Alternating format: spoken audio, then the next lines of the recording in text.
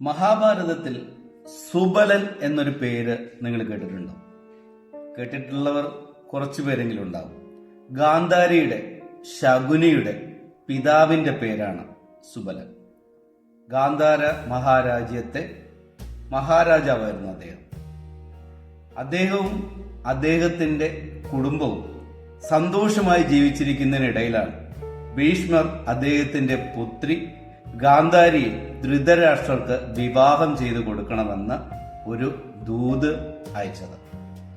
അന്ധനായ ഒരാൾക്ക് സ്വന്തം മകളെ വിവാഹം ചെയ്തു കൊടുത്താൽ തന്റെ രാജ്യത്തിന് എന്തെങ്കിലും അനർത്ഥങ്ങൾ ഉണ്ടാകുമെന്ന് ഭയന്ന രാജാവ് ജ്യോത്സ്യന്മാരെ വരുത്തി പ്രശ്നങ്ങളൊക്കെ ഗണിച്ചു നോക്കുകയും ധൃതരാഷ്ട്രർക്ക് വിവാഹം ചെയ്തു കൊടുക്കുന്നതിന് മുമ്പ് ഒരാടിനെ കൊണ്ട് ഗാന്ധാരിയെ വിവാഹം ചെയ്യിച്ചിട്ട് ആ ആടിനെ കൊന്നു കളഞ്ഞതിനു ശേഷം ഗാന്ധാരിയെ ധൃതരാഷ്ട്രർക്ക് വിവാഹം ചെയ്തു കൊടുത്താൽ മതി എന്നാണ് ഈ ജ്യോത്സ്യന്മാർ നിർദ്ദേശിച്ചത്.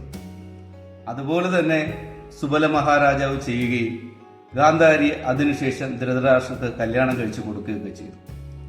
എന്നാൽ പിന്നീട് ഈ കാര്യങ്ങളൊക്കെ അറിഞ്ഞ ധൃതരാഷ്ട്രർ ഹസ്തിനപുരത്തെ സേനയെ അയച്ച് ഗാന്ധാരത്തിൽ വലിയ അക്രമം അഴിച്ചുവിടുകയും സുബല മഹാരാജാവിനെയും അദ്ദേഹത്തിന്റെ 100 പുത്രന്മാരെയും തടവിലാക്കുകയും ചെയ്തു.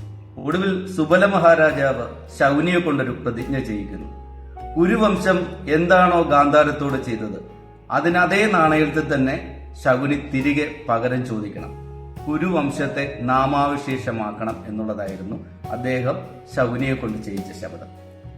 മരണത്തിനൊടുവിൽ സുബല മഹാരാജാവിന്റെ തുടയലിൽ തീർത്ത സുബല മഹാരാജാവിന്റെ ആത്മാവ് ഉറങ്ങുന്ന പകിടയുമായി ഹസ്തിനപുരത്തേക്ക് വന്ന ശകുനി അച്ഛനായ സുബല മഹാരാജാവിന് കൊടുത്ത വാക്ക് അതുപോലെ തന്നെ പാലിക്കുകയാണ് ഉണ്ടായത്.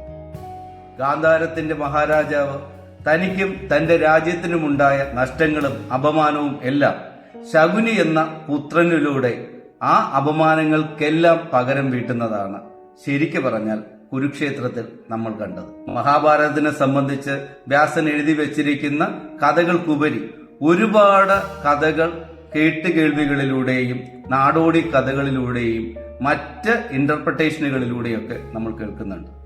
ആ കഥയിലൊക്കെ കൂടി തന്നെയാണ് സുബല മഹാരാജാവിന്റെയും അദ്ദേഹത്തിന്റെ പുത്രന്മാരുടെയും ഒക്കെ കഥ നമ്മൾ വായിക്കുകയും കേൾക്കുകയും ഒക്കെ ചെയ്തിട്ടുള്ളത്. വ്യാസൻ എഴുതിയിട്ടില്ല എന്ന് പറഞ്ഞ് വിമർശിക്കാൻ വരുന്നവരോടാണ് മഹാഭാരതം എന്ന് പറയുന്നത് വലിയൊരു സാഗരമാണ്. കഥകളുടെ മനുഷ്യന്റെ ജീവിതത്തിന്റെ ഇതിഹാസമാണ്.